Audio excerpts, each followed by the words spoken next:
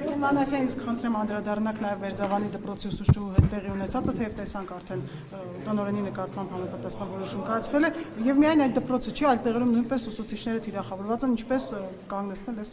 անմարժնոր պահվածքը։ Հիմա մենք էլ ենք հայտարարություն տարածելու այս հարցի հետ կապված, միգուցե նաև հասցրել ենք տարածել, ես պարզապես դահլիճում էի,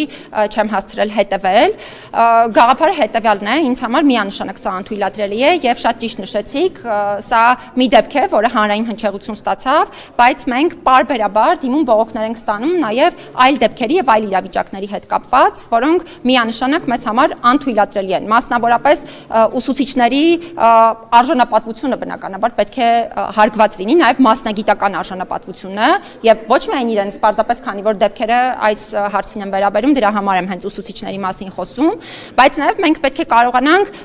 երեխաների լավագույն շահը երաշխավորել այս բոլոր իրավիճակներում։ Հիմա ես առավոտվանից մշտադիտարկման արդյունքներն էի ստանում,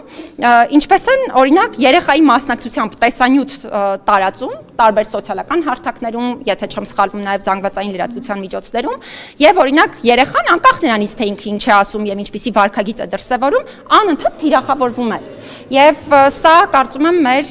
բոլոր թե սոցիալական ցանցերի օգտատերերը, թե զանգվածային լրատվության միջոցները պետք է հաշվի առնեն, այդ թվում տարբեր տեսակի հրապարակումներ կատարելիս, բայց ես համարում եմ, որ նաև այս ոլորտում բարեփոխումները ոչ թե այս մի կոնկրետ